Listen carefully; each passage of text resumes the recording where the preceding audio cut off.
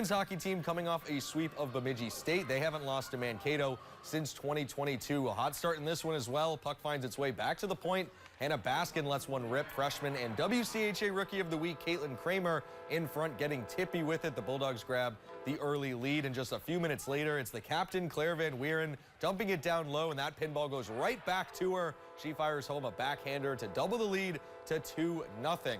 Final minutes of the first period, a long stretch pass connects with Olivia Wallin, who leaves the puck on a tee for Van Wieren.